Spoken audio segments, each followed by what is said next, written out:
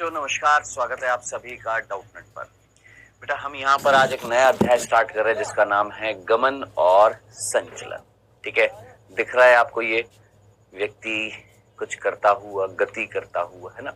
सो आज हम ये अध्याय स्टार्ट करने वाले हैं। इस अध्याय का हम सिंपल परिचय देखेंगे। कौन सा? हमारा ये वाला अध्याय। कौन सा? गमन एवं संचलन। ठीक है, अब प्रश्न यही आएगा, सर गमन क्या होता है, संचलन क्या होता है?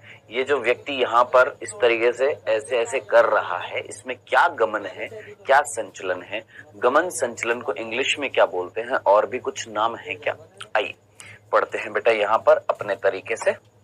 देखिए इस तरीके से जब हम पढ़ते हैं तो यहाँ पर हेडिंग डाल रखी है गमन एवं संचलन। सबसे पहले इस गमन और संचलन को इंग्लिश में क्या बोलते हैं? गमन को बोलते हैं लोकोमोशन और संचलन को बोलते हैं मूवमेंट। ठीक है, ये तो रही बात इंग्लिश के वर्ड की। गमन का एक और नाम होता है, गमन को हम क्या बोलते हैं? गमन को हम बोलते हैं गमन को हम क्या बोलते हैं? चलन बोलते हैं। और संचलन को हम बोलते हैं गति, या चालन बोल देते हैं इसको, चालन, और इसको बोलते हैं गति। अब ये ना बड़ा कंफ्यूज्ड हो जाते हैं क्योंकि हमारी एनसीईआरटी बड़ी कंफ्यूजिंग है। कैसे? कुछ जगहों पर इन्होंने चालन लिखा हुआ है। क्या लिखा हुआ है? चालन लिखा हुआ है। कुछ जगहों पर चलन, चलन, चालन ऐसे कुछ वर्ड दिख जाएंगे, है ना। तो ये बड़ा कंफ्यूजिंग हो जाता है। कैसे कि यहाँ पर चालन है और यहाँ पर संचलन है, क्या दोनों सेम है? नहीं भाई साहब, चालन वर्ड गमन के लिए, गति वर्ड संचलन के लिए। ठीक है, सो बेटा यहां पर आपने सबसे पहले इन शब्दों के जाल को समझना है। ये तीन वर्ड एक साथ याद रखने हैं, ये तीन वर्ड एक साथ याद रखने हैं। अब प्रश्न आता है, अभी नीचे पढ़ेंगे, प्रश्न आता है कि सर इनका मीनिंग क्या होता है। बहुत सिंपल तरीके से हम देखते हैं, ध्यान से सुनो। देखो, मैं यहां से, इस जगह से चलते हुए यहां तक आया, या यहां से चलते हुए यहां तक आ रहा हूं। क्या इस प्रक्रिया में जरा सोचिए इस प्रक्रिया में क्या मेरा पूरा शरीर एक स्थिति से दूसरी स्थिति में जा रहा है, या एक स्थान से दूसरे स्थान पर जा रहा है? जा रहा है ना। क्या संपूर्ण शरीर, जब हम क्या बोलते हैं, संपूर्ण शरीर जो है, संपूर्ण शरीर जो है एक स्थान से दूसरे स्थान पर जाता है।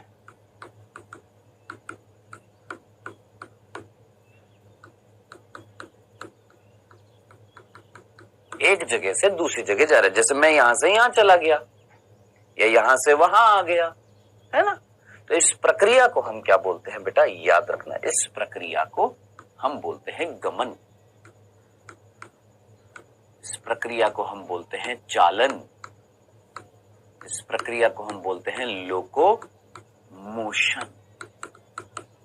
तो आई होप आपको ये वर्ड तो मीनिंग समझ में आ गया होगा कि गमन, चालन या संचलन जो है, गमन चालन या लोकोमोशन जो है, सॉरी संचलन नहीं, लोकोमोशन जो है, इसका मीनिंग क्या होता है? जब एक संपूर्ण शरीर जो है, पूरा का पूरा एक बॉडी जो है ना, एक पूरी बॉडी जो है एक जगह से दूसरी जगह जाती है, तो उसको हम क्या बोलते हैं? गमन या चालन या लोकोमोशन। ओके सर, अब दूसरा क्या था? सर दूसरा था संचलन, गति या मूवमेंट। मैंने कहा आइए देखते हैं, जरा ध्यान से देखिए।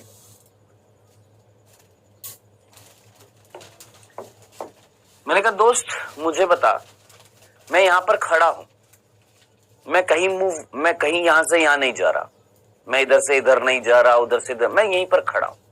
और खड़े खड़े मैं अपना सिर हिला दूं, अपना हाथ हिला दूं, डांस कर दूं। ठीक है, तो अब जरा सोच, क्या इसमें पूरी बॉडी एक जगह से दूसरी जगह जा रही है, या बॉडी का कोई पार्ट, शरीर का कोई भाग अपने अंदर परिवर्तन कर रहा है? सर शरीर का, जैसे मैं अभी ऐसे खड़ा हूं, मैंने कहा जय हिंद, क्या हुआ सर? हाथ जो है ऊपर आ गया। क्या मैं चल रहा था अभी? नहीं, मैं यहीं पर सीधे सीधे खड़ा हूं। तो शरीर का कोई भाग अगर हिल रहा है, शरीर का कोई भाग अगर अपनी परिस्थिति बदल रहा है, तो इस प्रक्रिया को हम क्या बोलते हैं? संचलन, गति या मूवमेंट। तो मैं लिख देता हूं, जब शरीर का कोई भाग, शरीर का कोई भाग अपनी परिस्थिति बदलता है या अपनी स्थिति बदलता है,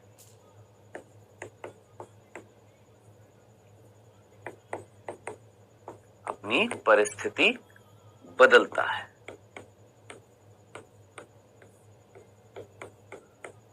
ठीक है जी। तो इसको हम क्या बोलते हैं? इसको बेटा हम अंग्रेजी में, हिंदी में क्या बोलते हैं? संचलन, गति, मूवमेंट। ठीक है जी। सो आई होप आपको ये दोनों मीनिंग समझ में आ गए होंगे। सो दोनों मीनिंग आपको समझ में आ गए। गमन और संचलन जो था, दोनों का मीनिंग समझ में आ गया। लोकोमोशन और मूवमेंट मीनिंग समझ में आ गया कि भाई मैं यहां से यहां चलते हुए यहां चला गया, दिस इज लोकोमोशन, ठीक है। और मैं खड़े खड़े अपने बॉडी के पार्ट्स को अगर मूव कर रहा हूं, ये हाथ हिला दिया, गर्दन हिला दी, बोल रहा हूं, सोच बोलते हुए क्या मेरे बॉडी का पार्ट हिल रहा है? ये देख मेरा मुख हिल रहा है, क्या है ये? गति। समझ में आ गया? सिंपल सा था, कोई कंफ्यूजन नहीं था। अब ध्यान से सुनिए, अब स्टार बनाकर एक बिंदु जो आपकी एनसीईआरटी में भी लिखा हुआ है, और साथ साथ आपने इसका एक प्रश्न देख लेंगे जो नीट के प्रीवियस ईयर में पूछा गया है। ध्यान से सुनिएगा, बहुत सिंपल तरीके से, ठीक है। देख बेटा, मैं यहां से यहां चल रहा था, हाँ सर चल रहे थे, क्या ये गमन है? हाँ सर गमन है। और चलते चलते क्या मेरे बॉडी के पार्ट्स हिल रहे हैं? मैं चल रहा हूं, गर्दन भी हिला ली, हाथ भी हिला लिया, मैं चल रहा हूं, अपने बॉडी के पार्ट्स को हिला रहा, ठीक है। अब जरा सोच, क्या गमन करते हुए, क्या लोकोमोशन करते हुए क्या मेरे बॉडी के पार्ट मूव कर रहे हैं? दिमाग लगा, अरे भैया मैं यहां पर नाच रहा था, ये देख अभी मैं नाच रहा हूं, यानी मैं अभी गमन नहीं कर रहा हूं, अभी मैं यहीं पर खड़े खड़े अपने बॉडी के पार्ट हिला रहा हूं। लेकिन करते करते करते करते करते करते करते ये देख मैंने क्या कर दिया सर? गमन भी कर लिया। यानी जब मैं गमन कर रहा हूं तो मेरे अंदर ऑटोमेटिकली क्या हो रहा है? संचलन हो रहा है। जब मैं लोकोमोशन कर रहा हूं, एक जगह से दूसरी जगह जा रहा हूं, तब उस टाइम पर मूवमेंट तो होना ही होगा, उस टाइम मूवमेंट होंगे ही होंगे। यानी सारे के सारे संचलन जो है वो क्या है? गति है। या सारे के सारे गमन जो है वो संचलन है। सर समझ नहीं आया? देख सिंपल सा, मैं यहां पर खड़े खड़े अपना हाथ हिला रहा था, क्या ये गमन है? नहीं सर ये संचलन है। लेकिन जब मैं यहां से यहां जा रहा था तो मैं गमन तो कर ही रहा था, साथ ही साथ संचलन भी हो रहा था। तो जब भी गमन होगा, जब भी लोकोमोशन होएगा, जब भी बॉडी एक जगह से दूसरी जगह जाएगी, है ना, तो गमन के साथ साथ क्या होगा? संचलन होगा। आशा करते हैं आपको ये लाइन समझ में आई होगी। अब इधर देखिए यहां पर क्या लिखा हुआ है, सभी चलन गति होती है। चलो इसको हम चालन की जगह चलन ही कर देते हैं, क्योंकि कंफ्यूज ना हो जाए आप, चलन ही कर देते हैं। वैसे तो चालन बोला जाता है, लेकिन हमारी जो एनसीईआरटी बोलती है उसी के ऊपर हम रखते हैं, ठीक है। इसको हम चालन कर देते हैं।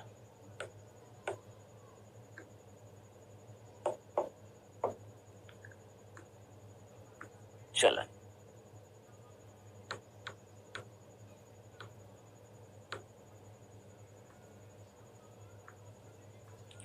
ठीक है जी। सो चलन, फिर से देख, सामने देख, इधर देखना, मैं यहां से यहां जा रहा हूं, सोच इस टाइम पर क्या हो रहा है?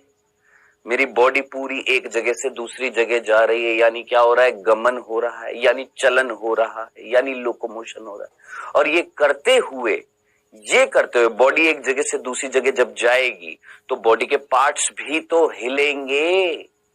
और बॉडी अगर एक जगह से, एक शरीर एक स्थान से दूसरे स्थान पर जाएगा तो डेफिनेटली सोच, एक बॉडी जा रही है, इमेजिन कर एक बॉडी, एक शरीर एक जगह से दूसरी जगह जा रहा है, तो क्या उसके शरीर के भाग नहीं हिलेंगे क्या? यानी जब जब चलन होएगा तब तब क्या होएगी? गति होएगी। यानी सभी चलन गति होते हैं, सभी चलन गति होते हैं।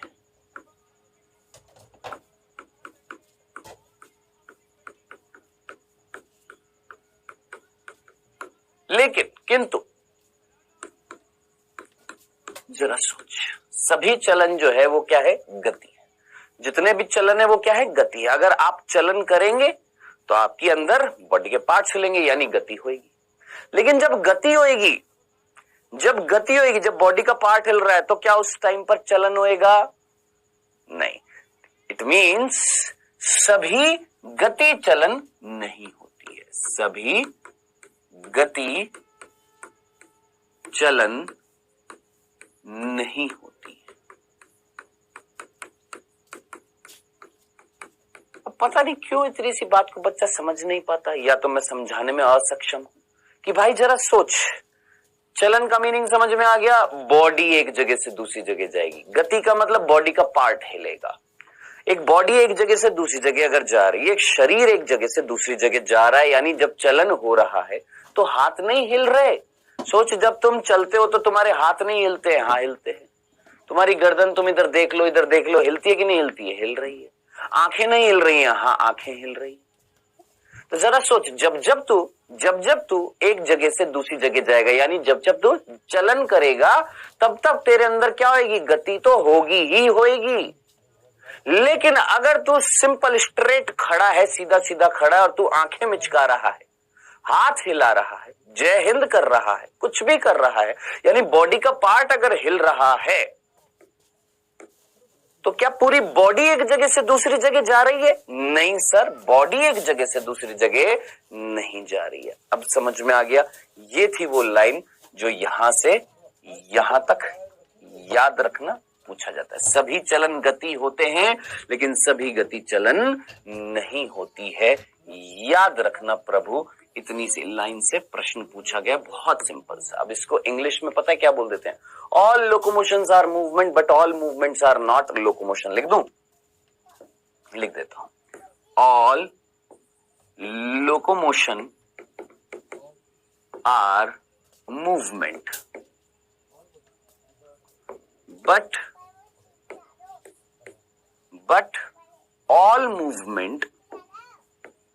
all movement are not locomotion। ये इंग्लिश में भी लिख दिया। डन? कि जब जब तुम्हारा शरीर एक जगह से दूसरी जगह जाएगा, तो जब वो जाएगा तो बॉडी के पार्ट्स भी हिलेंगे, यानी जब जब लोकोमोशन होएगा तब तब मूवमेंट तो होएगा। जब जब तुम शरीर एक जगह से दूसरी जगह जाएगा, एक जगह से दूसरी जगह जा रहा है, तो आपके बॉडी के पार्ट्स हिलेंगे ही हिलेंगे, मूवमेंट होगा। लेकिन अगर आप सिर्फ मूवमेंट कर रहे हैं, हिला रहे हैं हाथ को, गर्दन को, सिर को, ऐसे ऐसे कर रहे हैं, तो क्या आपकी एक बॉडी एक जगह से दूसरी जगह जा रही है? नहीं, तब लोकोमोशन नहीं हो रहा, सिर्फ मूवमेंट पर। डन? क्लियर? सिंपल सी लाइन थी, समझ में आ गया। अब यही चीज यहां से यहां तक समझा रखी है दोस्त। गमन क्या होता है, संचलन क्या होता है ना? एक स्थान या अवस्थिति का परिवर्तन होता है। एक स्थान से दूसरी जगह जाना क्या कहलाता है? आपका गमन कहलाता है। क्या कहलाता है? गमन कहलाता है। और संचलन जो होता है वो सीधा सीधा अपने बॉडी के पार्ट्स को हिला देना। जैसे टहलना, क्या ये गमन है कि संचलन है? टहल रहा हूं मैं, एक जगह से दूसरी जगह जा रहा हूं, लोकोमोशन है कि मूवमेंट है? गमन है कि संचलन? सर गमन है। दौड़ना, अरे भैया दौड़ते दौड़ते मैं वहां पहुंच गया, गमन है। चढ़ना, नीचे से चढ़कर मैं ऊपर चला गया, पूरी बॉडी जा रही है ना, पूरा शरीर जा रहा है ना। उड़ना, तैरना, ये सारे के सारे क्या है? गमन है। ठीक है? या संचलन के कुछ रूप है। अब संचलन के कुछ रूप, यानी जब जब तुम गमन करोगे तो तुम्हारी बॉडी में संचलन नहीं होएगा। अब इधर देख, यहां पर इस जगह पर अगर मैं बात करूं, इस जगह पर ये जो व्यक्ति जो था है, क्या कर रहा है? क्या इसकी बॉडी एक जगह से दूसरी जगह जा रही है? एक स्थिति से दूसरी स्थिति में जा रही है। सोचिए, उड़ना मतलब एक जगह से दूसरी जगह जा रहा है क्या? नहीं, ये खड़ा है इस तरीके से, पकड़ रखा है। क्या हो रहा है? गति हो रही है, इसकी बॉडी में गति हो रही है, लेकिन बॉडी एक जगह से दूर तक नहीं जाती। बात है कि गमन मतलब कि टहल रहे, टहलते टहलते चले गए, दौड़ रहे हैं, चढ़ रहे हैं, उड़ रहे हैं, तैर रहे हैं। इसमें बॉडी एक बिंदु से दूसरे बिंदु तक जा रही है, और जब वो जा रही है गति, जब वो गमन कर रही है, तो उस टाइम बॉडी के पार्ट्स हिल रहे हैं, यानी संचलन भी हो रहा है। ये बात यहां पर समझा रही है, सिंपल। चलें आगे बढ़ते हैं। अब आगे बढ़ते हैं। हाइड्रा अपने स्पर्शकों से शिकार पकड़ता है, चलन दोनों अब ये सारी चीजें जो है ये अभी हम पढ़ेंगे, एग्जाम्पल देखेंगे। अब देखिए, यहां पर हमारे इस चैप्टर में ये जो है इसके बारे में बता रखा है, मेन तो इसके बारे में बता रखा है। इस चैप्टर में हम किसकी बात करने वाले? मूवमेंट्स की बात करने वाले हैं। मेनली किसकी बात करने वाले हैं? मूवमेंट की बात करने। इस चैप्टर में हम किसकी बात करने वाले हैं? गति की बात करने वाले। मेनली इस चैप्टर में हम किसकी बात करने वाले हैं? मुख्य रूप से हम किसकी बात करने वाले हैं सर? संचलन की बात करने वाले हैं, जिसको हम गति बोल रहे हैं, जिसको हम मूवमेंट बोल रहे हैं।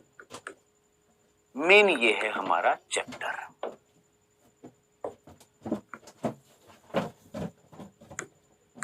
ठीक है जी। तो मेन जो चैप्टर जो है हमारा, ये चैप्टर के अंदर जितनी भी सारी चीजें दी हुई हैं वो किससे संबंधित है?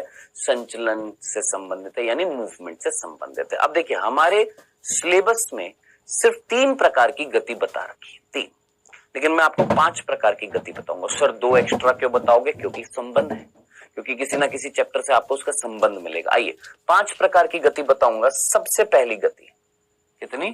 5 प्रकार की गति होती है। जितने भी जीव हैं इस पृथ्वी पर वो 5 प्रकार की गति दर्शाते हैं। सबसे पहली गति जो है, ध्यान से सुनना, सबसे पहली जो गति जो होती है उसको अंग्रेजी में बोलते हैं, पहले हिंदी में लिख देता हूं, कोशिका द्रव्य गति। कोशिका द्रव्य गति अंग्रेजी में बोलते हैं साइक्लोसिस, या एक और नाम होता है साइटोप्लाज्मिक स्ट्रीमिंग। अब आप मुझे बताएं, क्या ये मैंने आपको सेल चैप्टर में नहीं बताई? क्या ये आप जानते नहीं? बहुत अच्छे तरीके से जानते हैं। क्या? कि भाई साहब ये एक कोशिका है। कौन है बेटा? ये एक कोशिका है। एक सेकंड रुकिए। हाँ जी, कौन है बेटा? ये एक कोशिका है। ठीक है, और इस कोशिका, मान लो ये आपके लाल रंग की ये कोशिका है, और इसके अंदर ये केंद्रक है, मान लेते हैं।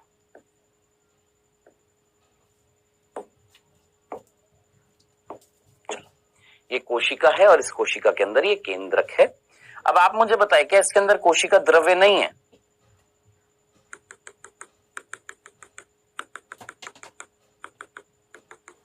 यस सर, ये कोशिका द्रव्य है ना? ये कोशिका द्रव्य, हाँ सर।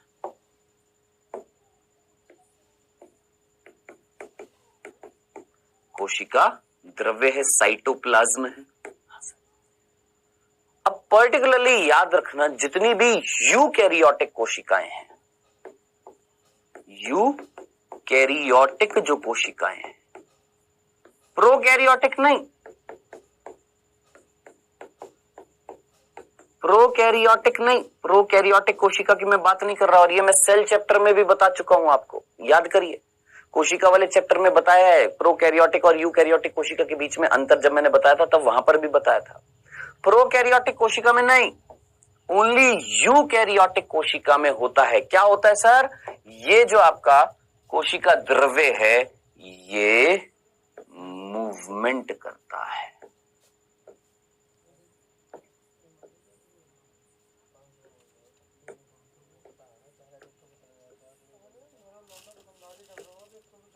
समझ रहे हैं क्या?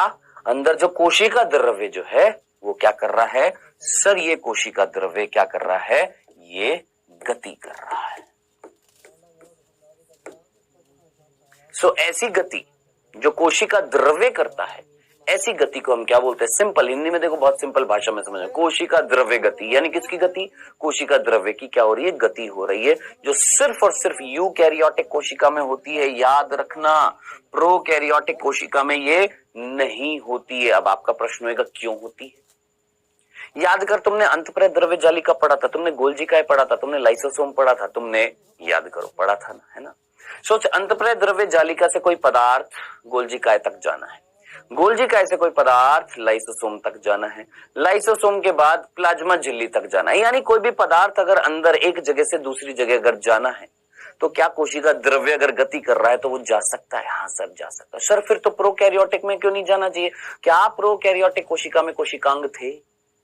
कोशिकांग नहीं थे ना। जब कोशिकांग ही नहीं है, एक कोशिका अंगक से दूसरे कोशिका अंगक तक अगर कुछ पहुंचाना है तो कोशिका द्रव्य लेकर जा रहा है। जब प्रोकैरियोटिक कोशिका में कोशिका अंगक ही नहीं है तो कोशिका द्रव्य गति क्यों करेगा? समझ में आया? तो यूकैरियोटिक कोशिका में कोशिका द्रव्य साइटोप्लाज्म जो होता है, साइटोप्लाज्म जो होता है वो क्या करता है बेटा? वो मूवमेंट करता है, गति करता है। और ऐसा मूवमेंट क्या कहलाता है? साइटोप्लाज्मिक स्ट्रीमिंग या साइक्लोसिस या कोशिका द्रव्य गति। बताइए जनाब, इतना सा। पहला 5 प्रकार की गति जो है, उन 5 प्रकार की गति में से पहली जो गति थी बहुत सिंपल सी, कौन सी? कोशिका द्रव्य गति। आइए दूसरी। अच्छा, यहां पर दे रखी है, हमारी एनसीईआरटी में दे रखी है। देखिए हमारी एनसीईआरटी में कुल मिलाकर 3 प्रकार की गति दे रखी है, पहली, दूसरी और तीसरी, 3 ही दे रखी है। मैंने आपको 5 प्रकार की जो गति है उसमें से पहली पढ़ाई है, अब 4 और पढ़ानी है। हमारी एनसीईआरटी में केवल 3 दे रखी है, ये वाली नहीं दे रखी है। तो सर क्यों पढ़ाई? क्योंकि याद दिलाने के लिए कि तुमने जब कोशिका पढ़ा था तो वहां पर तुमने एक गति देखी थी किसके अंदर? कोशिका द्रव्य में, याद दिलाने के लिए। ठीक है, सो 5 में से हमने पहली पढ़ रखी है जो हमारे इस चैप्टर के कोर्स में तो नहीं है लेकिन किसी दूसरे चैप्टर से संबंधित थी, इसलिए बताई। चलिए, ये थी पहली। आ जाते हैं अब दूसरी।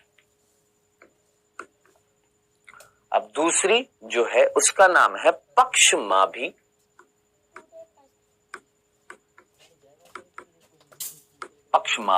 गति। क्या ये हमारे यहां पर दे रखी है? हाँ जी, दे रखी है, पक्षमाभी गति। ठीक है, अंग्रेजी में क्या बोलेंगे? Ciliary movement. कौन सा मूवमेंट है? सीलियरी मूवमेंट है। अब ये कौन सा मूवमेंट होता है सर?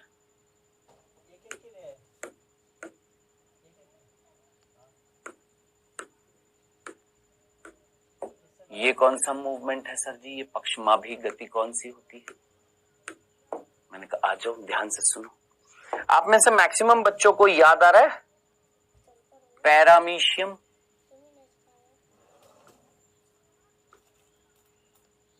पैरामीशियम याद आ रहा है? ऐसा नहीं था, चले ऐसा था। और इस पैरामीशियम में याद करो कुछ इस तरीके से कुछ संरचनाएं होती हैं जिनको हम क्या बोलते हैं? पक्षमाभ बोलते हैं।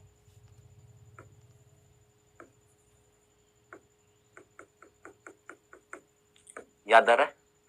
ये इसका मुख होता है पैरामीशियम का, यहां पर खाद्य नलिका होती है। ठीक है, अब इधर देखिए, ये जो पैरामीशियम है, इस पैरामीशियम में ये कौन है सर? ये पक्षमाभ है। पक्षमाभ को अंग्रेजी में क्या बोलते हैं? सीलिया। पक्षमाभ को अंग्रेजी में क्या बोलते हैं? सीलिया। ठीक है, अब आप मुझे बताइएगा, ये भी आप पढ़ चुके हैं? जी जनाब, ये भी आप पढ़ चुके हैं। क्या ये पक्षमाभ, याद करिए सेल चैप्टर में पढ़ा था तुमने, जब तुमने यूकैरियोटिक कोशिका पढ़ी थी तो वहां पर भी आया था। कौन आया था? पक्षमाभ आया था। पक्षमाभ कशाभिका, याद रखना। क्या ये पक्षमाभ, क्या ये गति कराते हैं? हाँ सर। क्या ये पक्षमाभ गति कराते हैं? हाँ सर। क्या ये इस पूरे पैरामीशियम को एक जगह से दूसरी जगह ले जाएंगे? हाँ सर। यानी ये गमन तो करा ही रहे। सोचिए, पैरामीशियम एकल कोशिकीय संरचना है, एक बॉडी है, एकल कोशिकीय जीव है। ये पैरामीशियम इस जगह से अगर यहां आ गया पानी के अंदर, ये एक शरीर है। कैसा है? एकल कोशिकीय। ध्यान से सुन, ये एक शरीर है, एक जीव है, एक शरीर है, कैसा, एकल कोशिकीय। और ये पानी में तैरता तैरता अगर यहां आ गया तो ये बॉडी एक जगह से दूसरी जगह जा रही है, तो वो क्या कहलाएगा, गमन। तो क्या गमन नहीं करा रहे पक्षमाभ? हाँ सर करा रहे। और साथ साथ याद कर, अगर यहां पर कोई भोजन आ गया तो उस भोजन को इधर से इधर से इधर से इधर से ऐसे ऐसे करते करते क्या मुख तक लाएंगे? हाँ सर। आसपास के पदार्थ की गति कराते हैं? हाँ सर। यानी ये गमन तो करा ही रहे हैं, साथ साथ ये गति भी करा रहे हैं। किसकी? आसपास के पदार्थ की। आसपास के पदार्थ की करा रहे हैं? हाँ सर करा रहे हैं। जो भी आसपास पदार्थ होएगा इनके आसपास, उसकी गति कराएंगे? बिल्कुल कराएंगे। तो इट मींस ये गति जो पक्षमाभ करेंगे, ऐसी गति को हम क्या बोलेंगे? पक्षमाभी गति बोलेंगे। डन, सिंपल सा था, कोई कंफ्यूजन नहीं है। अब सर ऐसी गति क्या हमारे अंदर भी होती है? क्या हमारी बॉडी में भी, हमारे शरीर में भी ऐसी गति होती है? यस जनाब, आपके शरीर में भी होती है, मनुष्यों के अंदर भी होती है ऐसी। अब मनुष्यों के अंदर ऐसी गति कहां पर होती है? तो याद रखना, हमारी जो श्वास नली होती है, हमारी जो श्वास नली होती है हाँ सर। श्वसन पथ याद आ रहा है? अरे चैप्टर पढ़ लिया भाई, श्वास नली है। और मादा में डिंब नलिका होती है, मादा में फैलोपियन नलिका याद आ रहा है, जिसको हम डिंब वाहिनी बोलते हैं। याद आ रहा है? द्वितीय अंडक निकला था, अंडाशय से निकला था, फिर उसको चलाते चलाते चलाते चलाते हम तुम्बिका क्षेत्र, एम्पुला क्षेत्र में लेकर जाते हैं। तो मादा में फैलोपियन नलिका या डिंब वाहिनी, फैलोपियन नलिका, फैलोपियन ट्यूब, डिंब वाहिनी, अंड वाहिनी भी बोल देते हैं, दूसरा नाम भी लिख देता हूं, अंड वाहिनी भी बोल देते हैं। ठीक है जी। तो ये जो नलिका जो है, इसमें कौन मिल रहे थे बेटा? पक्षमाभ में। अरे यार तू याद करते, कोई ऐसा याद नहीं आ रहा? इस तरीके से ये गर्भाशय था, बहुत छोटा बना दिया, ये गर्भाशय था, ये इस तरीके से फैलोपियन नलिका थी है। इस फैलोपियन नलिका के अंदर यहाँ पर क्या थे? ये पक्षमाभ ही तो थे, सीलिया ही तो थे। अब अंडाशय जो था, इस अंडाशय से जब अंडाणु या द्वितीय अंडक जब निकला था, तो ये द्वितीय अंडक जब अंदर आया था, तो इसको यहां से यहां तक पहुंचाने के लिए कौन उत्तरदायी थे? सर पक्षमाभ उत्तरदायी थे कि नहीं थे? तो मादा की फैलोपियन नलिका में भी कौन है? पक्षमाभ है, यानी पक्षमाभी गति हो रही है। और हमारी जो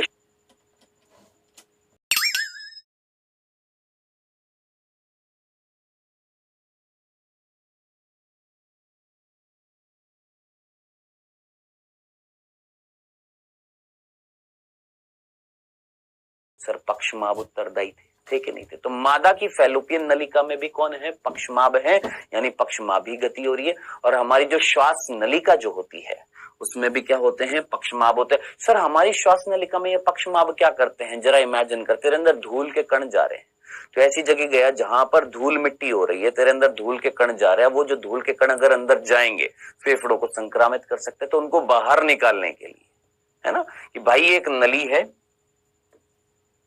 और इस नली के अंदर अगर धूल के कण आ रहे हैं तो उन धूल के कणों को फिल्टर करना पड़ेगा, रोकना पड़ेगा। तो यहां पर क्या मिलेंगे? ये पक्षमाभ मिलेंगे। धूल के कण यहां पर अटक जाएंगे, और जब अटक जाएंगे तो इन धूल के कणों को बाहर निकाला जाएगा। जी हाँ। अब एक सिंपल सा एग्जांपल देता हूं, आपको सुनकर थोड़ी सी हंसी भी आएगी, थोड़ा सा अजीब सा भी लगेगा। आप में से सभी बच्चों ने ये किया है, मैं भी करता हूं, हम सभी करते हैं, इनफैक्ट विराट कोहली भी करता है, मैंने तो एक वीडियो देखी थी, आप में सभी ने किया है। क्या? अपनी नाक में हाथ डालकर ऐसे ऐसे करते हैं और कुछ पदार्थ या कुछ ऐसा कुछ निकलता है जिसको हम निकालकर बाहर निकाल देते हैं। वो जानते हैं वो क्या होता है? वो होता है श्लेष्मा। क्या होती है वो? श्लेष्मा, म्यूकस होती है। और उस श्लेष्मा में जब धूल के कण अंदर एकत्रित हो जाते हैं तो वो श्लेष्मा कैसी हो जाती है? शुष्क होने लग जाती है। फिर उस शुष्क श्लेष्मा को, यहां पर श्लेष्मा है, देखिए ये अंदर श्लेष्मा है, और श्लेष्मा के अंदर कहीं ये धूल के कण जब एकत्रित हो जाते हैं तो इस श्लेष्मा को, जिसमें धूल के कण एकत्रित है, इसको हम अपनी नाक से जब ये शुष्क हो जाती है तो बाहर निकाल देते हैं। समझ में आ गया? सो पक्षमाभ जो है ये हमारे अंदर कहां पर मिल रहा है? हमारी श्वास नलिका में मिल रहा है, ठीक है। और मादा में फैलोपियन नलिका में मिल रहा है। तो हमारे अंदर श्वास नली में पक्षमाभी गति होती है और मादा में अंडवाहिनी में डिंब वाहिनी या फैलोपियन नलिका में भी पक्षमाभी गति होती है। वैसे नॉर्मली ये किसमें हो रही है? ये सर पैरामीशियम में तो होती ही होती है।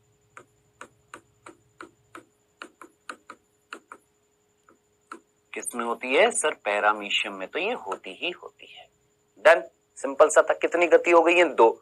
अब ये वाली गति हमारी एनसीईआरटी में है, ये देख, ये रही पक्षमाभ, है ना? पक्षमाभ हमारी श्वास नली में पक्षमाभ होते हैं। सिमिलरली धूल के कणों को देख ले, धूल के कणों को हटाने के लिए रिस्पॉन्सिबल होते हैं। और मादा में प्रजनन मार्ग जो होता है, डिंब, डिंब का परिवहन जो होता है, डिंब यानी अंडाणु, मादा में जो डिंब नलिका जो होती है, जो एक प्रजनन मार्ग है, वहां पर भी मिल रही है कौन? पक्षमापी गति। Done, simple. आइए तीसरा, कितनी हो गई भैया? हमारी सिर्फ 2 गति हुई है। पहली हुई है हमारी कोशिका द्रव्य गति, दूसरी हुई है हमारी पक्षमाप गति। अब तीसरी अमीबीय गति।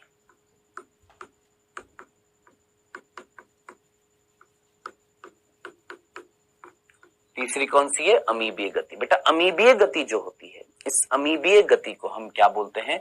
Amoeboid movement. क्या बोलते हैं? एमीबॉइड मूवमेंट कहते हैं।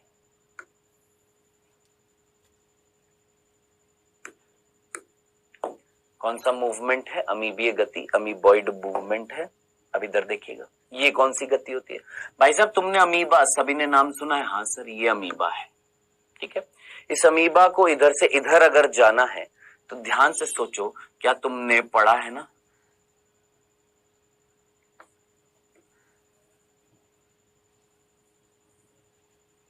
ये कुछ संरचनाएं बनाता है जिसको हम कूटपाद बोलते हैं।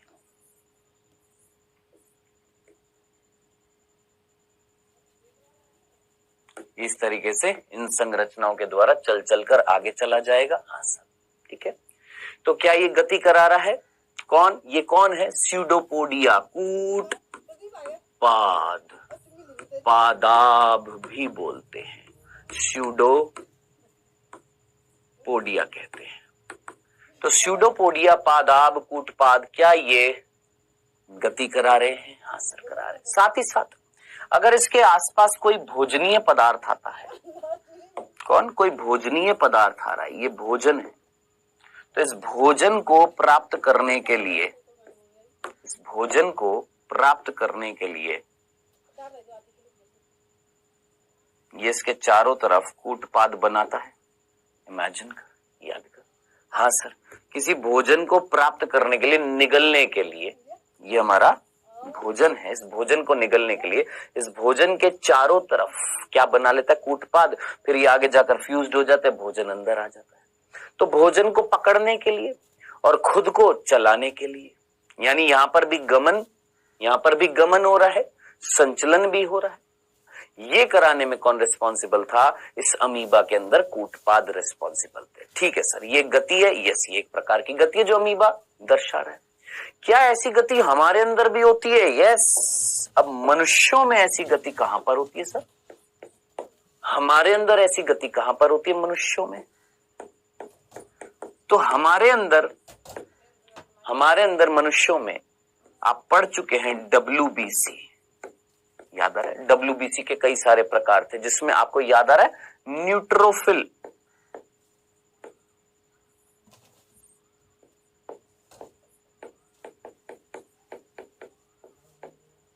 यस सर, न्यूट्रोफिल याद आ रहा है? हाँ सर, न्यूट्रोफिल। आपको याद आ रहा है मोनोसाइट,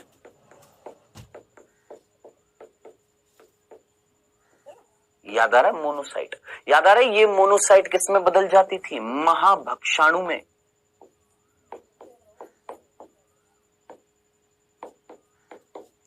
याद आ रहा है? वो WBC जिनका काम होता था भक्षण करना। अब जस्ट इमेजिन करिए, एक WBC है, इसको मत सोचिए अमीबा है, इमेजिन करिए एक WBC है और यहां पर भोजन की जगह मान ले यहां पर ये एक प्रतिजन है ना? कोई एंटीजन है जो नुकसान पहुंचा रहा है हमारे शरीर को, तो इसको खाने के लिए इसको पकड़ना पड़ेगा ना, तो इसके चारों तरफ कूटपाद बनाते हैं कौन, हमारी न्यूट्रोफिल्स या हमारी मोनोसाइट बोल दीजिए या महाभक्षाणु, क्योंकि मोनोसाइट ही आगे किसमें बदलती है, महाभक्षाणु में। अब मैं आपको बताता हूं हमारी एनसीईआरटी में क्या उदाहरण दे रखे हैं। देखिए यहां पर हमारी एनसीईआरटी में हमारे शरीर में कुछ विशिष्ट कोशिकाएं होती है, जैसे महाभक्षाणु, मैक्रोफेज बोलते हैं, आप जानते हैं, और श्वेताणु। ओहो, श्वेताणु कौन होती है, डब्ल्यूबीसी का दूसरा नाम होता है कौन, श्वेताणु। लिख देता हूं मैं यहां पर, डब्ल्यूबीसी का दूसरा नाम क्या होता है, श्वेताणु होता है। अरे भैया श्वेताणु और श्वेताणु, ओहो, श्वेताणु कौन होती है, डब्ल्यूबीसी का दूसरा नाम होता है कौन, श्वेताणु। लिख देता हूं मैं यहां पर, डब्ल्यूबीसी का दूसरा नाम क्या होता है, श्वेताणु होता है। अरे भैया श्वेताणु, श्वेत, डब्ल्यू व्हाइट है, ल्यूकोसाइट भी बोलते हैं इनको, ये भी पढ़ा हुआ है तुमने, है ना। अब इन ल्यूकोसाइट का एक प्रकार था मोनोसाइट, जब वो बदल जाता है महाभक्षाणु में, तो ये चीज बता रखी कि हमारी डब्ल्यूबीसी, लेकिन हमारी एनसीईआरटी प्रॉपर नहीं बताती कौन सी डब्ल्यूबीसी, सारी डब्ल्यूबीसी के ना, सारी डब्ल्यूबीसी नहीं। अब याद कर, डब्ल्यूबीसी में तो लिम्फोसाइट भी थी, बी लिम्फोसाइट, टी लिम्फोसाइट, क्या वो अमीबीय गति दर्शाती है, नहीं करती। तो पर्टिकुलरली डब्ल्यूबीसी कौन सी, ये बात बतानी बहुत जरूरी थी हमारी एनसीईआरटी को, इसमें खेल जाती है हमारी एनसीईआरटी, प्रॉपर्ली नहीं बताती है। डब्ल्यूबीसी के कई सारे प्रकार थे, याद कर, पढ़ा हुआ है, कौन से, ए ग्रेनल, ग्रेनल, मोनोसाइट, लिम्फोसाइट, और सीनोफिल, बेसोफिल, याद आ रहे हैं, न्यूट्रोफिल, जिसमें से न्यूट्रोफिल और मोनोसाइट, और मोनोसाइट इसका जीवन काल बहुत कम था, ये किसमें बदल गई थी, महाभक्षाणु में, मैक्रोफेज में। तो ये दो वर्ड दिए हुए हैं, आपने इस तरीके से याद रखना है कि हमारे अंदर डब्ल्यूबीसी अमीबीय गति करती है। कौन सी डब्ल्यूबीसी, एक तो न्यूट्रोफिल, फर्स्ट न्यूट्रोफिल, और सेकंड मोनोसाइट, जो बदल जाती है किसमें, महाभक्षाणु में बदल जाती है, मैक्रोफेज में बदल जाती है। डन। तो ये एग्जाम्पल याद रखने आपने, जो कौन क्या दर्शा रहे हैं, अमीबीय गति दर्शा रहे हैं, इंपॉर्टेंट है, याद रखना, भूलना चाहिएगा, बस तो अपने दिमाग में याद रख। डब्ल्यूबीसी जिसका दूसरा नाम श्वेताणु या ल्यूकोसाइट बोल देते हैं, उसके दो प्रकार, न्यूट्रोफिल दे नहीं रखा हमारी एनसीईआरटी में, याद रखना फिर भी, मोनोसाइट ये भी नहीं दे रखा, मैक्रोफेज डायरेक्टली दे रखा, लेकिन ये मैक्रोफेज बनती किससे है, मोनोसाइट से बनती है। डन। ये हो गई है कौन सी, अमीबीय गति। डन। अब चौथी गति पर आते हैं। चौथी गति जो है वो हमारे एनसीईआरटी में दे ही नहीं रखी। जी हाँ, चौथी जो गति है वो हमारी एनसीईआरटी में दे ही नहीं रखी, और वो है कशाभिकीय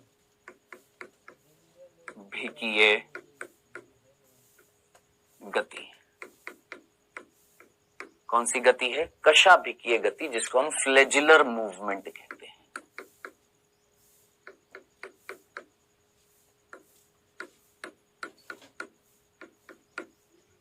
कौन सा मूवमेंट बोलते हैं, फ्लैजिलर मूवमेंट बोलते हैं। अब जरा देख, नाम से तेरे को पता लग जाएगा, यहां पर इमेजिन कर, तेरे को यहां पर आराम से नाम से पता लग जाएगा।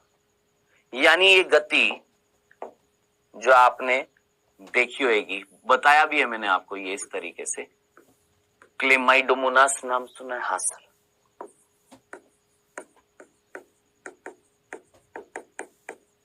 Chlamydomonas, yes, Chlamydomonas. युगलीना नाम सुना होगा आपने, युगलीना।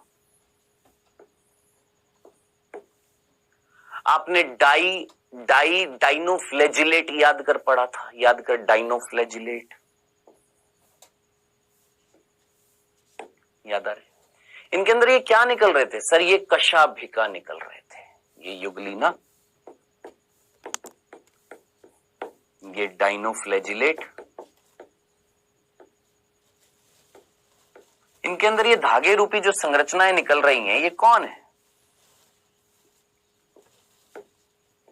याद कर, डाइनोफ्लैजिलेट में एक अनुलंबीय थी, एक अनुप्रस्थ थी, यहां पर ये इस तरीके से निकल रही है, ठीक है। ये कौन है सर, ये कशाभिका है। कौन है गुरु, ये कशाभिका है? अरे और तो छोड़, बैक्टीरिया याद नहीं आ रहा, बैक्टीरिया, जीवाणु, इसमें भी मिल रही थी कौन? कशाभिका, जिसको हम फ्लैजिला बोलते हैं। समझ में आया? तो जीवाणु में भी फ्लैजिला है और जीवाणु प्रोकैरियोटिक सेल है, प्रोकैरियोटिक, ये सारी यूकैरियोटिक है। तो प्रोकैरियोट्स में भी कशाभिका थी, यूकैरियोट्स में भी कशाभिका थी। और सेल चैप्टर में तुमने पढ़ा था कि प्रोकैरियोट्स की कशाभिका और यूकैरियोट्स की कशाभिका में अंतर था। याद आ रहा है? हाँ, पढ़ा हुआ एक लाइन है, याद रखना उस चैप्टर में। अब बात आ रही है बेटा, यहां पर जो कशाभिकीय गति देख रहे हैं वो हम किस में देख रहे हैं? यहां पर हम यूकैरियोट्स में देख रहे थे। तो मैंने आपको बता दी जीवाणु में भी मिलती है, प्रोकैरियोट्स में। बात आ रही है कि सर मनुष्यों में ऐसी गति होती है क्या? सर मनुष्यों में ऐसी गति होती है, फ्लैजिला जैसी संरचना हमारे अंदर मिलती है? तो यस, ये भी आप पढ़ चुके हैं।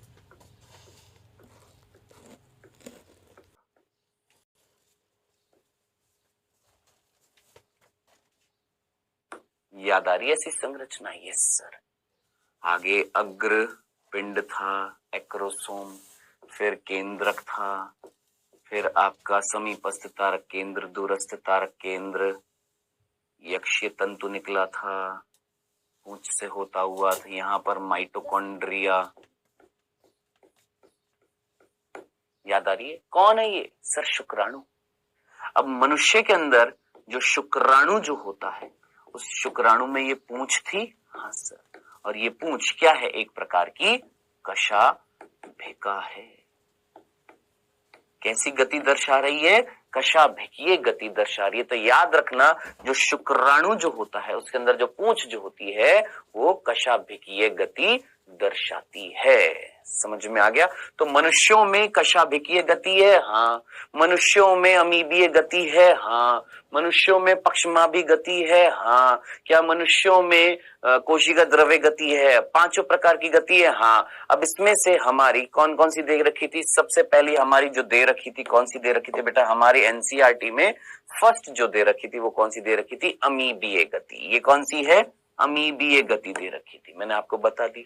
दूसरी कौन सी दे रखी थी गुरु? दूसरी जो दे रखी है वो दे रखी है पक्षमाभी गति दे रखी है। कौन सी गति दे रखी है? पक्षमाभी गति दे रखी है। डन। अब दो तो ये दे रखी थी, तीसरी कौन सी दे रखी थी? अब देखिए, हमने टोटल 4 देख ली, 4 में से 2 दे रखी थी हमारी एनसीईआरटी में। ये वाली हमारी एनसीईआरटी में दे रखी है, ये वाली हमारी एनसीईआरटी में दे रखी है, ये भी दे रखी है, ये भी दे रखी है। ये वाली हमारी एनसीईआरटी में नहीं दे रखी है और ये वाली भी हमारी एनसीईआरटी में नहीं दे रखी है।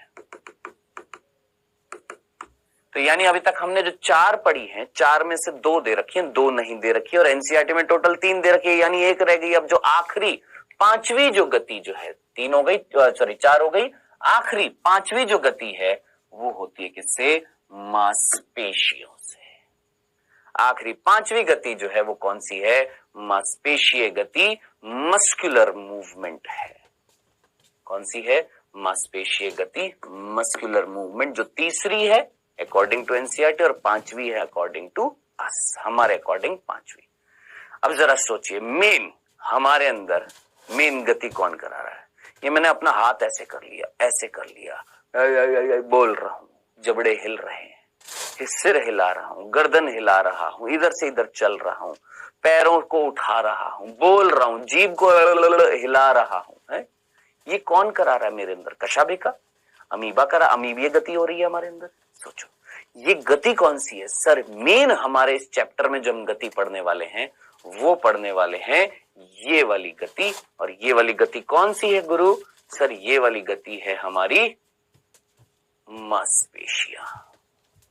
ये हमारी बॉडी के अंदर मसल्स की हम बात करने वाले हैं, मांसपेशियों की बात करने वाले हैं। यानी कौन सी गति पढ़ने वाले हैं? मांसपेशीय गति पढ़ने वाले। आइए बढ़ते हैं क्या? मांसपेशीय गति। ठीक है। सो 5वीं जो गति जो होएगी वो कौन सी है? मांसपेशीय गति। और अकॉर्डिंग टू एनसीईआरटी तीसरी गति। एक बार इसको पढ़ लेते, देखो क्या लिखा हुआ। हमारे पाद यानी हाथ पैर, हमारा जबड़ा, जबड़ा भाई सब है, हमारी जीभ, हाँ जी, क्या इनमें गति मांसपेशियों के द्वारा हो रही है? हाँ सर, मांसपेशियों के द्वारा। किसके द्वारा? मांसपेशियों के द्वारा हो रही है। मांसपेशियों को हम इंग्लिश में क्या बोलते हैं? मसल्स। ठीक है। तो मसल्स क्या करा रही है? मूवमेंट करा रही है। अब यहां पर मनुष्यों के अंदर अधिकांश या मैक्सिमम जो बहुकोशिकीय जीव हैं, उनके अंदर मैक्सिमम गति जो होती है, चलन जो होता है, गमन जो होता है, वो कौन कराता है बेटा जी? आपके अंदर मांसपेशियां कराती है। यहां से यहां तक ये लिखा हुआ है कि चाहे मनुष्य हो या अधिकांश बहुकोशिकीय जीव हो, उनके अंदर पेशियां होती है, मसल्स होती है, मैक्सिमम मूवमेंट जो होते हैं वो कौन कराती है? पेशियां कराती है। अब इसके बाद कुछ बता रखा है क्या? चलन के लिए पेशियां, कंकाल और तंत्रिका तंत्र की पूर्ण समन्वित क्रिया की आवश्यकता होती है। अब जरा सोच, अगर मैं चल रहा हूं तो चलते चलते क्या मेरी मांसपेशियां काम कर रही हैं? हाथ की, पैरों की, गर्दन की है। अब ये चलते चलते या तुम्हारा हृदय जो होता है, हृदय लुप डुप डुप डुप डुप डुप डुप डुप करता है, सिकुड़ता है, फैलता है, सिकुड़ता है, फैलता है, क्या ये भी एक गति है? हाँ सर, गति है। हो रही है, हो रही है। जरा सोच, हमारे पेट में जब भोजन जाता है या क्रमानुकुंचन याद आ रहा है? याद कर, भोजन नलिका से नीचे गया था, पेट से फिर छोटी आंत में, बड़ी आंत में, क्या ये गति नहीं थी? हाँ सर। तो सोच, ये जितनी भी गतियां हमारे अंदर हो रही है, क्या ये किसी के साथ मिलकर काम कर रही? मैं अगर चल रहा था तो क्यों चल रहा था? क्योंकि मेरे दिमाग ने मेरे को संदेश भेजा। सोच, सामने 100 रुपए का नोट पड़ा है, उसको पकड़ने के लिए मैं आगे बढ़ा, क्या करा मैंने? संदेश मेरे दिमाग से मेरी मसल्स पर पहुंचा कि चलो भाई 100 रुपए का नोट उठाओ। गिर गया तुम्हारा, किसी और का क्यों उठाऊंगा? अपना ही उठाऊंगा, है। समझने वाली बात है। कौन कौन से तंत्र यहां पर काम कर रहा है? एक तो तंत्रिका तंत्र और मांसपेशियों का तंत्र, है ना? तो मांसपेशियां किसके किसके आदेश अनुसार कार्य करेंगी? सर, तंत्रिका तंत्र के साथ समन्वित होकर, समन्वित यानी उसके साथ मिलकर क्या करेंगी? कार्य करेंगी। ठीक है। अब इसके बाद बता रखा है कि आप इस अध्याय में पढ़ेंगे क्या? मांसपेशियों के प्रकार पढ़ेंगे, उनके कार्य पढ़ेंगे, कैसे मांसपेशियां संकुचन करती है, वो सारी बातें करेंगे। ठीक है। यानी मेन चीज इस चैप्टर में जो हम पढ़ने वाले हैं वो क्या पढ़ने वाले हैं गुरु? वो पढ़ने वाले हैं पेशियां यानी मसल्स, और साथ साथ हम अस्थियां भी पढ़ेंगे, याद रखना, बोन्स भी देखेंगे। ठीक है। कंकाल भी पढ़ेंगे अपना। चलो जी, तो हम यहां पर बात करने वाले हैं किसकी? मसल्स की, पेशियों की। ठीक है। अब देखिए यहां पर कुछ चीजें लिखी हुई हैं, वो अभी हम देखेंगे, ये सारी चीजें हम देखेंगे, लेकिन उससे पहले हम अपने तरीके से बात करते हैं। हाँ जी, हेडिंग डाल देते हैं, पांचवी गति। और इसी बात है, पांचवी गति होगी कि नहीं होगी? हाँ सर। कौन सी? मांसपेशीय गति। किसकी बात कर रहे हैं दोस्त? आप पेशी की बात नहीं कर रहे तो किसकी बात कर रहे हैं? मांसपेशीय गति की बात कर रहे हैं। अंग्रेजी में मस्कुलर मूवमेंट की बात कर रहे हैं।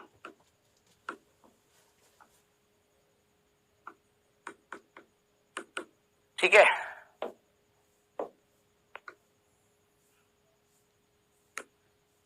चलो, अब ये गति कौन कराएगा? सर, ये गति मसल्स कराएंगी।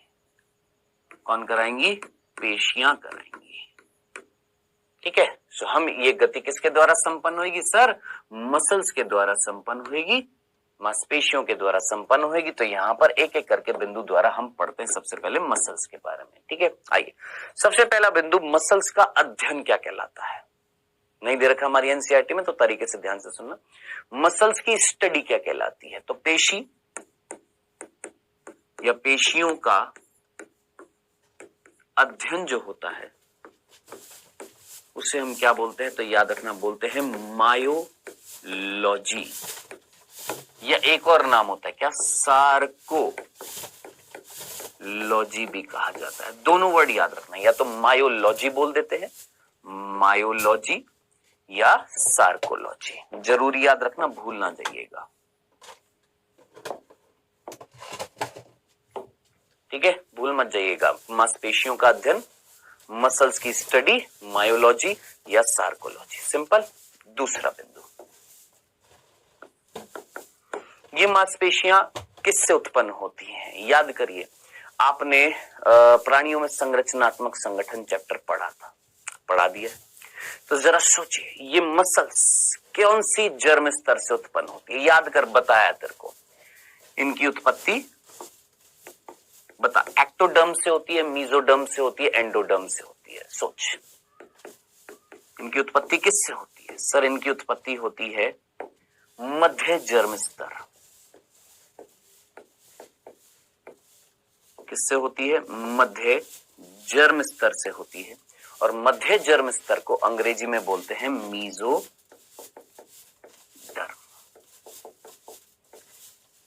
ठीक है, अब हमारी एनसीईआरटी में कुछ मिस्टेक्स होती हैं, तो प्लीज उन मिस्टेक्स को थोड़ा सा सही कर लिया करें। सर क्या मिस्टेक हो गई? इतनी सी बात समझ में आ गई आपको? इनकी उत्पत्ति किससे होती है बेटा? मीजोडर्म से होती है, जिसको मध्य जर्म स्तर बोलते हैं।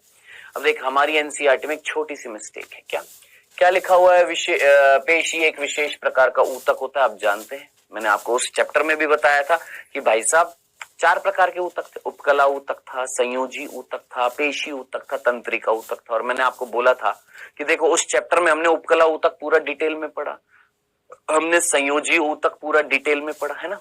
और फिर वहां पर जो 2 ऊतक थे, मैंने बोला था इसके पूरे चैप्टर है, जिसमें से पेशी ऊतक हम इस चैप्टर में पढ़ेंगे और तंत्रिका ऊतक अगले चैप्टर में पढ़ेंगे। ठीक है, सो यहां पर हम पेशी ऊतक की बात कर रहे हैं। तो पेशी कौन है? मसल्स कौन है? एक प्रकार का ऊतक है, टिश्यू है।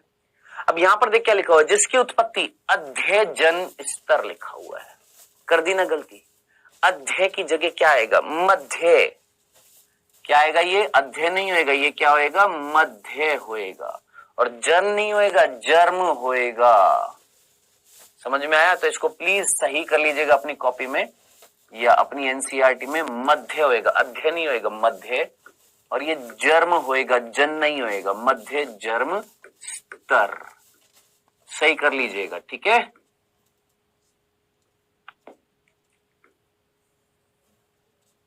सही करिएगा इसको, मध्य जर्म स्तर, इसको अध्यय कर रखा है यहाँ पर बांगड़ू ने।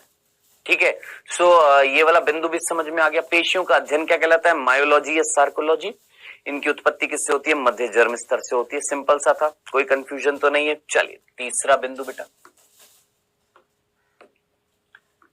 तीसरा बिंदु ध्यान से सुनना।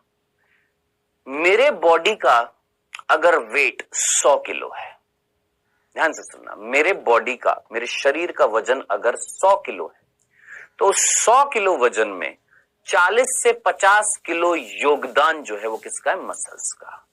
क्या सर समझ नहीं आया? मैंने बोला अगर मेरे शरीर का भार अगर 100 किलो है, तो 100 किलो वजन में 40 से 50 किलो कौन है? मसल्स है। ठीक है, तो क्या इस बिहाफ पर मैं ये बोल सकता हूं कि कुल शरीर के भार का 40 से 50% भार मसल्स बनाती हैं? बोल सकता हूं ऐसे? बिल्कुल बोल सकता हूं। ये देख यहां पर लिखा हुआ, देख क्या कि जो मनुष्य का, वयस्क मनुष्य के शरीर का जो टोटल भार होता है, उसका 40 से 50% हिस्सा जो होता है वो कौन बनाती है? मांसपेशियां बनाती है। तो इस तरीके से भी हम लिख सकते हैं क्या? मनुष्य के, वयस्क मनुष्य के, वयस्क मनुष्य के शरीर का, शरीर के कुल भार का 40 से 50% भाग, 40 to 50% भाग, 40 से 50% भाग पेशियां बनाती हैं।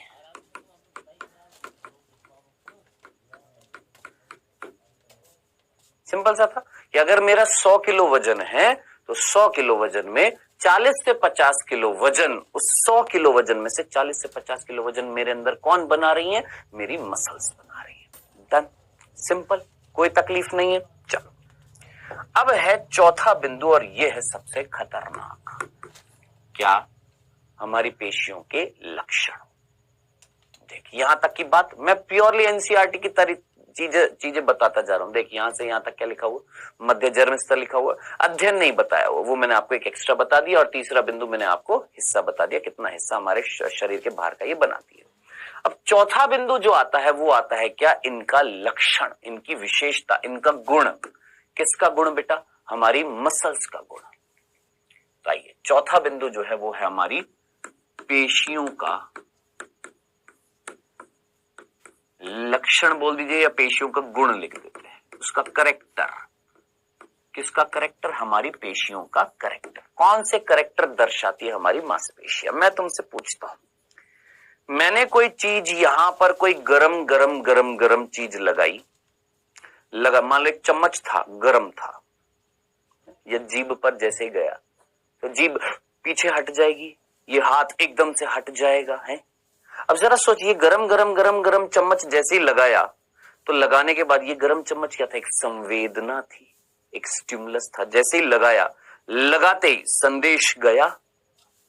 अब वो संदेश यहां पर किसके पास जाएगा? तंत्रिकाओं के पास जाएगा। तंत्रिकाएं संदेश लेकर जाएंगी मस्तिष्क के पास, मस्तिष्क उनका एनालिसिस करेगा, है ना, उसका परीक्षण करेगा। अरे भैया ये जो संवेदना आ रही है तो तुम्हारे लिए नुकसानदेही है। फिर मस्तिष्क से एक संदेश वापस से आएगा, कहां पर? तंत्रिकाओं से होता हुआ किसके पास? हमारी मांसपेशियों के पास। भैया सिकुड़ जाओ, सिकुड़ जाओ, सिकुड़ जाओ, यानी सिकुड़ जाओ, अपने इस भाग को हटा लो क्योंकि ये नुकसान दे देगा। तो क्या हमारी मांसपेशियों के अंदर क्षमता थी बाहर की संवेदनाओं को ग्रहण करने की? सोच, क्या उत्तेजन की क्षमता थी? उत्तेजित हो सकती है हमारी मसल्स, एक्साइट हो सकती हैं। यस। अरे भैया आपने हृदय पूरा पढ़ लिया यार, क्या आपका हृदय जो था क्या वो एक उत्तेजनशील संरचना थी? क्या आपके हृदय में कोई SA नोड था? याद आ रहा है? पेसमेकर क्या था? क्या था पेसमेकर? एक उत्तेजनशील संरचना थी जो उत्तेजनाएं पैदा कर रही थी, है। तो मांसपेशियों का गुण क्या हो गया? सबसे पहला गुण हो गया क्या? उत्तेजनशीलता।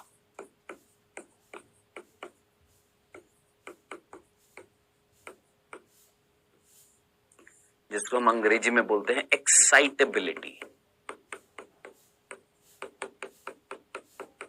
क्या हमारी मसल्स एक्साइट हो सकती हैं? अगर उनको संवेदना मिले, अगर स्टिमुलस मिले तो क्या वो एक्साइट हो सकते हैं? यस, वो एक्साइट होंगी, उत्तेजित हो जाएंगी। डन, सिंपल सा था। चलिए दूसरा गुण, क्या ये मेरी मसल्स, यहां पर जो मसल्स होती हैं वो कौन सी होती हैं? बाइसेप्स होती हैं, यहां पर ट्राइसेप्स होती है। देख, अब ये मत कहिएगा सर बॉडी दिखा रहा, वैसे है भी नहीं। देखना जरा यहां पर, क्या ये यहां पर ये मसल्स ऐसे मिल रही थी? देखिए ये सिंपल ऐसे मसल मिल रही, ऐसे, ठीक है। मैंने इन मसल्स को क्या, और ये मसल्स कॉन्ट्रैक्ट हो रही हैं क्या, और ये यहां पर खिंचाव आ रहा है, ये ऊपर वाली जो है खिंच रही है, खिंच रही है। तभी ये वाला पोर्शन, ये मेरा हाथ का ये वाला भाग इस भाग के पास आ रहा है। पहले ऐसे था, जब यहां की मसल सिकुड़ेंगी तो इस भाग को अपनी तरफ खींचेंगी, आ जाओ, है। यानी क्या मसल्स के अंदर संकुचन की क्षमता होती है? ये देख लिखा हुआ है, उत्तेजनशीलता है, संकुचनशीलता है। हाँ सर, संकुचनशीलता है।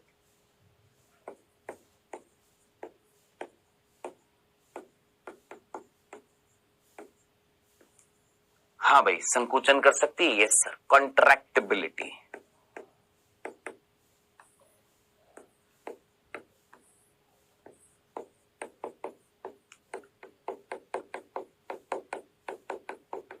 क्या करती है? कॉन्ट्रैक्शन की पावर रखती है। सिंपल कॉन्ट्रैक्शन लिख सकता हूं, कॉन्ट्रैक्टिबिलिटी।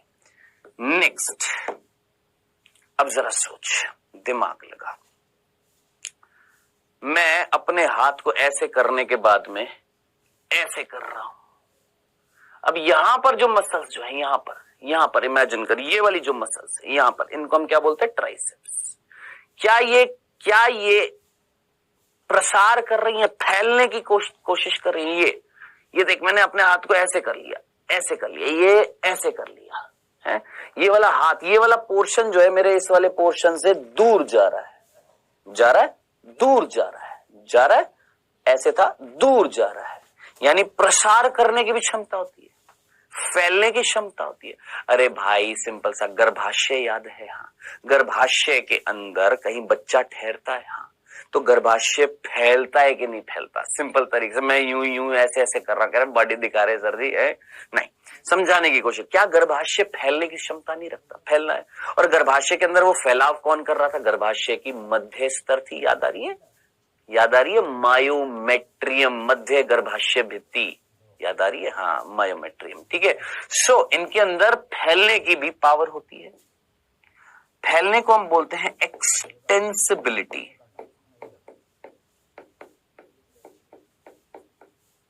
क्या बोलते हैं? एक्सटेंसिबिलिटी। और हिंदी में बोलते हैं प्रसार्य। देखना प्रसार्य लिखा हुआ है यहां पर। हाँ, लिखा हुआ प्रसार्य। डन।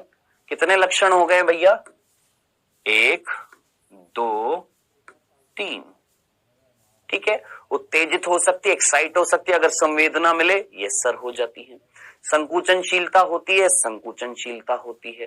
प्रसार्य फैलने की क्षमता होती है, हाँ होती है। अब लास्ट है प्रत्यास्थता। अब साहब ये प्रत्यास्थता क्या होती है?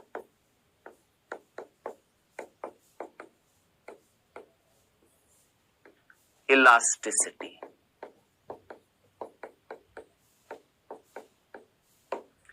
बताइए, खुद सोचिए इलास्टिसिटी का मीनिंग क्या होता है। आपने इलास्टिक देखा है? कपड़ों में होता है ना? उस इलास्टिक की खूबी क्या होती है कि अगर वो फैल सकती है तो वापस अपनी ओरिजिनल स्टेट में भी आने की क्षमता क्या कहलाती है? इलास्टिसिटी। समझना क्या? इलास्टिक का मतलब क्या होता है? जो फैल सकता है लेकिन फैलने के बाद वापस अपनी ओरिजिनल स्टेट में नहीं आ सकता, अपनी वापस से उसी परिस्थिति में आने की क्षमता रखता है। तो इलास्टिसिटी मींस ये जो हमारी मसल्स हैं, अगर ये संकुचन करती हैं तो वापस से अपनी सामान्य स्थिति में आने की भी इनके पास क्या होती है? क्षमता होती है। सो ये 4 इनके लक्षण थे। क्या? कि उत्तेजित करो, करंट दो, मसल्स के अंदर क्या आ जाएगा? उत्तेजनाएं पैदा हो जाएंगी। ठीक है। संकुचन की क्षमता होती है, हाँ होती है। फैलने की क्षमता होती है, हाँ फैल भी सकती हैं। और फैलने के बाद संकुचन के बाद वापस से अपनी पुनः संकुचन के बाद या फैलने के बाद वापस अपनी पुनः स्थिति में आ सकती है। सोचिए मसल संकुचन कर रही थी, वापस से अपनी नॉर्मल स्टेट में आ गई। गर्भाशय फैल गया था, जब बच्चा बाहर आ गया वापस से अपनी ओरिजिनल स्टेट में आ गया।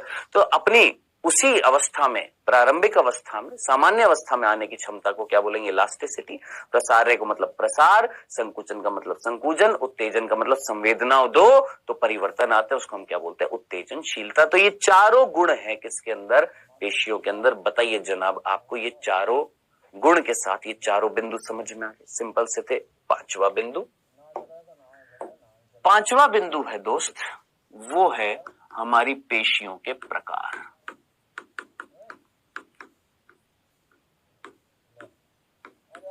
किसके प्रकार? पेशियों के प्रकार। देखिए हमारी मांसपेशियां जो है, हमारी पेशियां जो है वो कितने प्रकार की हैं बेटा?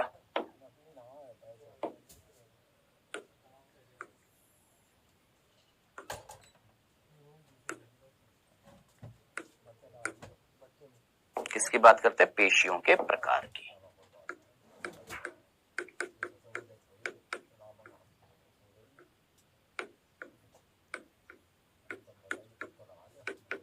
किसके प्रकार देखेंगे? पेशियों के प्रकार देखते हैं। अब देखिए हमारी मांसपेशियां जो हैं,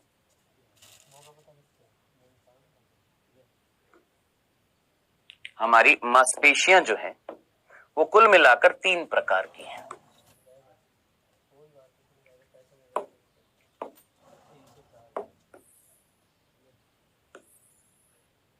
कौन कौन से 3 प्रकार हैं? आइएगा, सबसे पहला हम जो प्रकार देखेंगे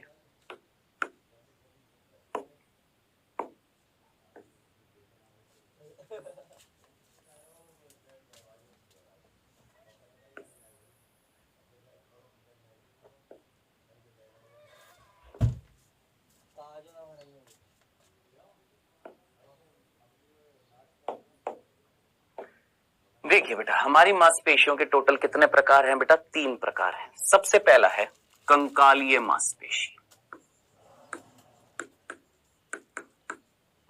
कंकालीय पेशी। अच्छा, यहां पर कंकालीय, दूसरी है अंतरंग और तीसरी है हृदय। इंग्लिश में भी लिख दूंगा इन सबको। ठीक है। इसका दूसरा नाम है इसको हम बोलते हैं चिकनी, इसको हम बोलते हैं खुरदरी,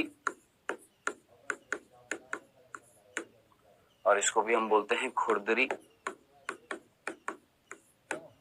इसको हम बोलते हैं रेखित, इसको हम बोलते हैं अरेखित, ये सारे नाम याद रखने, और इसको भी हम बोलते हैं रेखित, इसको हम बोलते हैं ऐच्छिक, इसको हम बोलते हैं अनैच्छिक, और इसको हम बोलते हैं अनैच्छिक।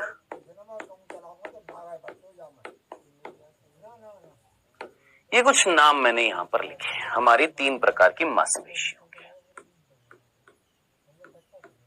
ठीक है, अब इन्हीं मांसपेशियों को कंकालीय, रेखित, ऐच्छिक, चिकनी, अनैच्छिक, अंतरंग, हृदय, अनैच्छिक, ये सारी हम 3 प्रकार जो है यहाँ पर कंकालीय, चिकनी, हृदय, है ना, ये जो 3 प्रकार है किसकी, हमारी मांस। देखो यहां तक आपने गुण पढ़ लिए। हाँ सर, अब गुण के बाद हम क्या पढ़ेंगे, पेशियों के प्रकार पढ़ेंगे। अब किस आधार पर होते हैं, 3 प्रकार की होती है ना, किस आधार पर, रंग रूप के आधार पर, कहां पर मिल रही है, उनके काम क्या, इस आधार पर हमारी 3 प्रकार की होती है। एक होती है कंकाली, एक होती है अंतरंग, और एक होती है हृदय। अब ये जो है 3 प्रकार की जो मांसपेशियां हैं, है ना, ये जो 3 प्रकार की होती है, ये होती है हमारी कंकालीय, ये होती है हमारी अंतरंग, और ये होती है हमारी हृदय।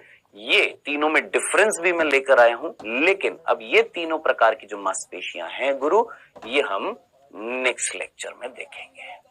ठीक है, और इसके बाद नेक्स्ट लेक्चर में हम उसके बाद ये मसल्स के बारे में भी बात करेंगे, ये सब कुछ। ठीक है, ये सब कुछ मैं लेकर आऊंगा, सारी चीजें बताऊंगा। अभी आज के लिए इतना ही। ठीक है, अभी समय हुआ है आपके क्विज का बेटा, और पहला प्रश्न आपकी स्क्रीन पर आता हुआ फर्स्ट। महाभक्षाणु किस प्रकार की गति दर्शाते हैं? जो महाभक्षाणु जो कोशिकाएं थी वो कौन सी गति दर्शाती है? महाभक्षाणु पक्षमाभि, कशाभिकीय, अमीबीय, पेशीय, कौन सी गति दर्शा रही थी? महाभक्षाणु किस प्रकार की गति दर्शाते हैं?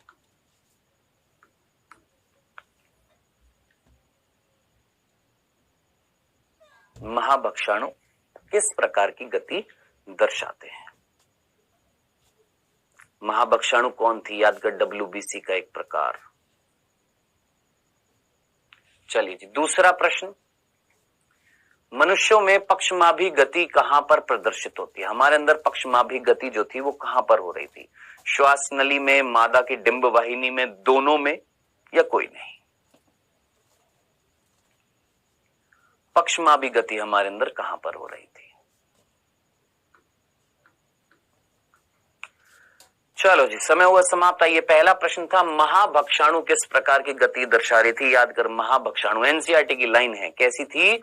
अमीबीय गति थी, अमीबा के समान भक्षण करने के लिए कूटपाद का निर्माण कर रही थी। दूसरा, हमारे अंदर पक्षमाभि गति कहां पर थी? पक्षमाभ सीलिया कहां पर मिल रहे थे? श्वास नलिका में धूल के कणों को निकालने के लिए, डिंब वाहिनी में द्वितीय अंडक का गमन गति कराने के लिए। आंसर क्या हो जाएगा?